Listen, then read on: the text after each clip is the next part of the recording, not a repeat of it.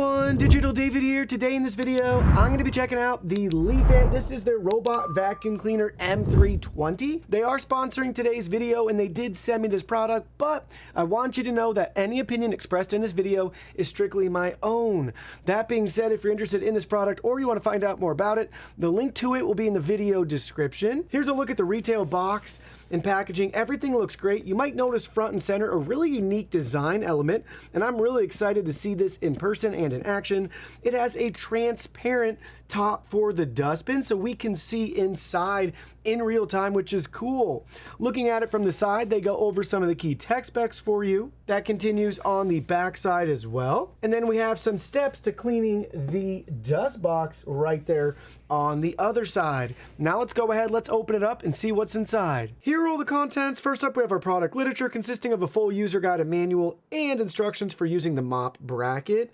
Next, you'll find 4 side cleaning brushes that are identical to each other. Next, we have an adhesive strip to attach if we want to adhere this to the wall on the floor. Next, we have cleaning wipes, 10 of them included. They are disposable, just one-time use wipes. Do not flush them either, so keep that in mind.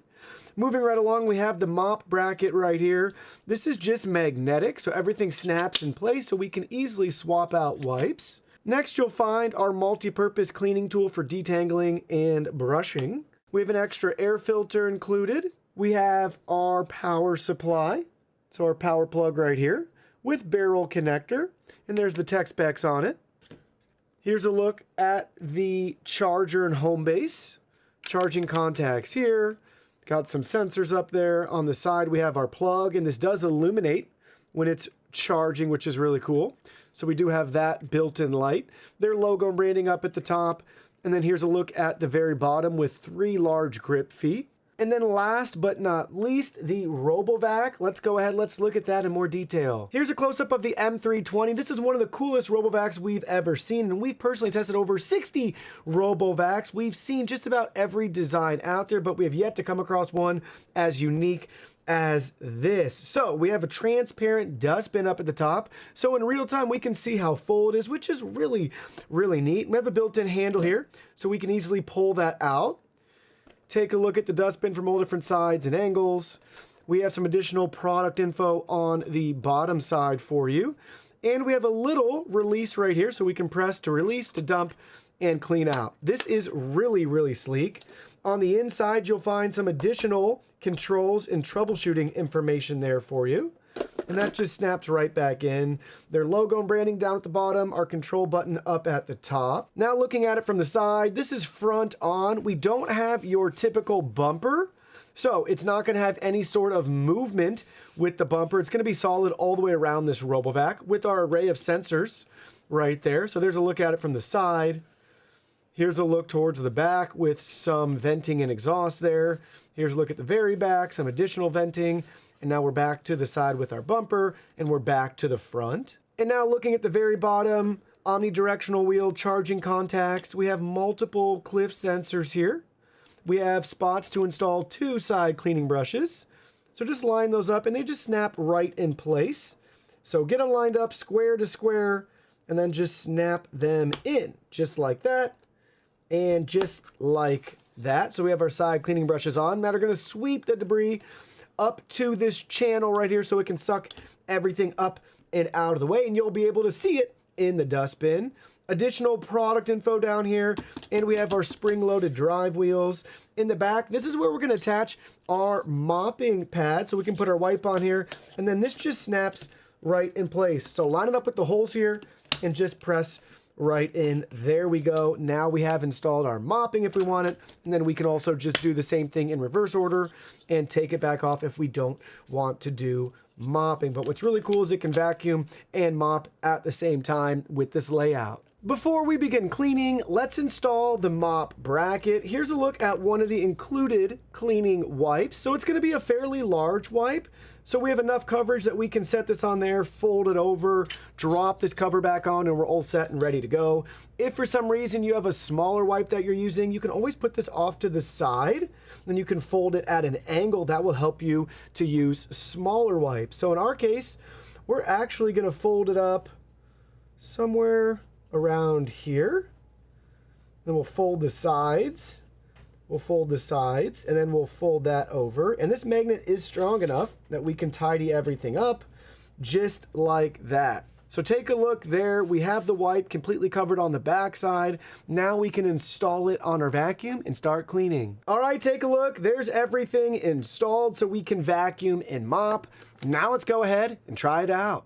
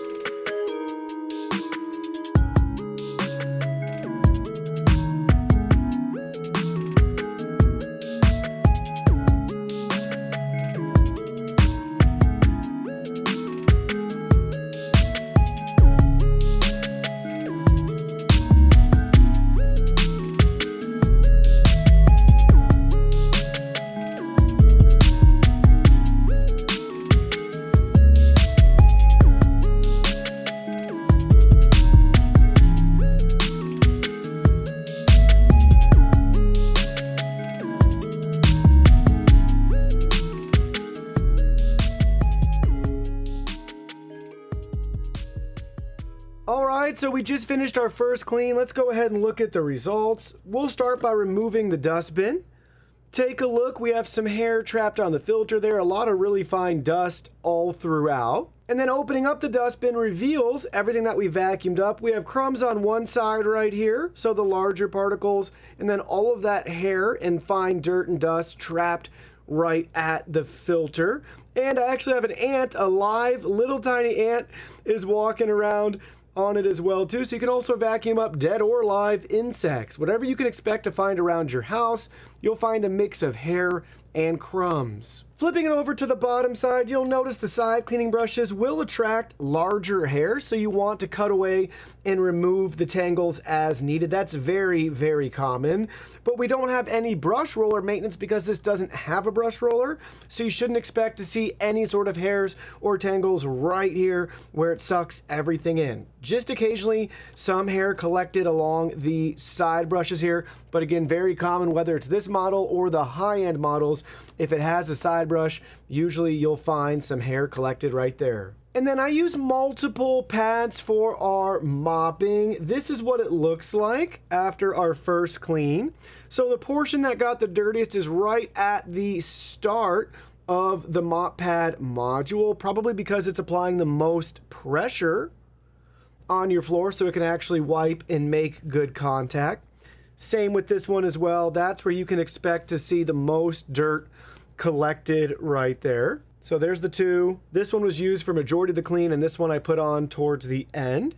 We can also collect a couple things. I got a piece of mulch and a piece of grass right there, but you can expect something similar with your floors. Also wanted to mention really quickly that one of the black clips on the plastic for the mop module already broke off. The good news is one clip is enough for this to stay stationary in your vacuum, but if you do go up and down on rugs, or there's any change in level, you might find this other piece drooping or hanging down a little bit. So just keep that in mind. I'm not sure how I did it, but you'll want to be very careful with that piece of plastic, so hopefully you don't break any of the clips. Now, let me give you an overview of the Lefant app for our M320. This is what your device will look like when it's set up. We can currently see its status and battery percentage. Couple of quick routines. We can run a clean or have it return to home to charge.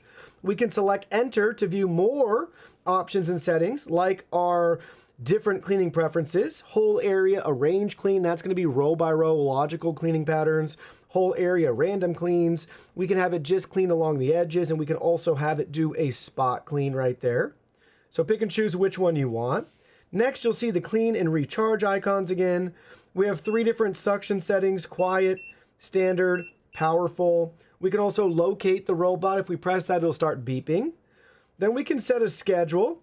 So pick and choose which day of the week, hour, and minute, which mode you want, which suction power level. You can set that all up right there within the app. We can also manually drive the vacuum around, and we have access to our spot cleaning and recharge right there. Then we have robot upgrades for firmware, and then we have more device settings here where we can rename it. We can view our model information, operation records here. So this is a breakdown of all of our cleaning. So let's grab one of those. And we have the area as well as the time. And it does generate a map per se, but you can't edit or do anything with the map. But it's still cool that they give us that option there. We also have a carpet boost setting. We can enable that or disable that as we want. And then lastly, we have our network information and device info. And we can unbind the robot from our account right there too. And then back out at the screen really quickly, you'll notice 3 different tabs down at the bottom. We have our home section. That's where we can access all of our vacuums like this. We have a message option. If we ever get any messages, they'll show up right here, as well as invitations. And then lastly, we can view our own profile right there within the app. So it's a simple, straightforward app to find exactly what you need. How does the M320 stack up against the competition? Well, I'll be comparing it to over 60 plus robot vacuum cleaners that I've personally tested myself. First up, we're looking at suction power. This is measured in PAs. This has a 6,000 PA suction power. That's 1,000 PAs more than your average typical RoboVac, which is really impressive. Next, we're going to look at max CFM. This is something we measure in-house. This got a score of 10.4, which is very, very high compared to the average of 6.9. Typically, suction power and CFM scores, if they're higher, lead to better results in our real-world deep cleaning test. So let's see, how did this do? Well, in our deep cleaning test, this got a score of 65 out of 100, so that's 20 points less than the average. So for this test, we embed coffee grounds into carpet and let the vacuum go over it a couple times to see what it's able to pick up. So not having the brush roller in this case definitely makes a difference. It negatively impacts this vacuum's performance on carpets. This is really going to excel on hard floors and with pet hair on hard floors that you don't want to get tangled up in a brush roller. Moving right along to decibels, the higher this value, the louder the vacuum will be. We always measure this on carpets with max suction power and any sort of carpet boost enabled. We peaked at 81 decibels. This is a loud vacuum when it's revved all the way up. But I would say it's still just maybe slightly noticeably louder than your average RoboVac, coming in at around 70 decibels. Moving right along to battery life, this is measured in minutes. This has a 210-minute runtime. It's great that it's lightweight and it's small form factor, and without that brush roller, really seem to help it conserve energy, so you can really squeeze a lot out of something as small as this. That's going to be 60 minutes more than your typical RoboVac, so you get an extra hour of runtime. One of the main reasons why we have such great runtime is due to the 4,000 milliamp hour battery capacity. That's 200 milliamps more than the average, but again, with its small form factor and we don't have to power a main brush roller, we get that improved performance. Now, another added benefit of this vacuum is its height. You'll see it's about 0.6 inches less than your typical vacuum. Now, the average RoboVac will most likely have a LiDAR navigation module on it, so that's going to skew it higher to that 3.84 inch mark, but without that module up top, that means that this is more versatile, able to get closer into corners for deeper cleaning and under some hard to reach areas around and underneath your furniture. Next, let's talk about bin capacity. This is measured in milliliters. This has one of the larger bin capacities out there at 800 milliliters. Typically, you see a larger bin on a vacuum that doesn't support self-empty, which is the case for this vacuum, but it's great to see that we're still above average by almost 400 milliliters. We almost doubled your average dustbin, but that skews lower due to a lot of models having self-empty bins.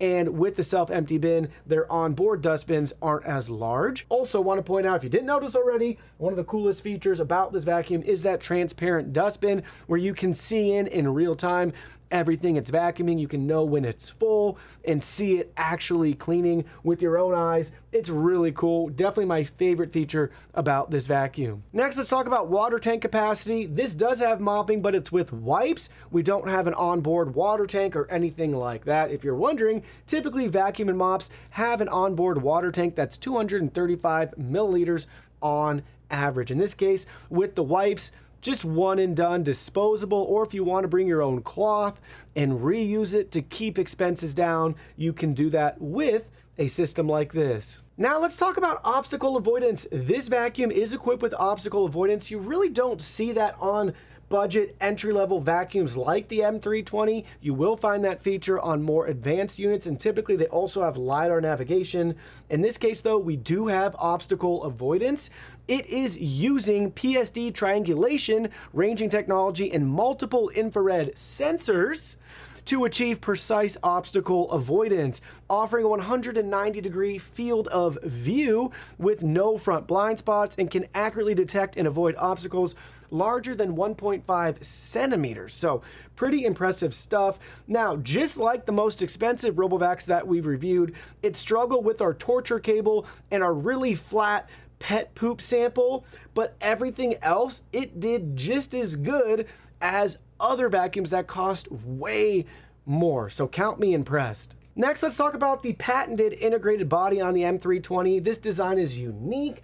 Typically on a RoboVac, you have a collision bumper on the front. Well, that's not the case here. Everything's integrated into one body to help enhance sensitivity as well as to limit it getting stuck.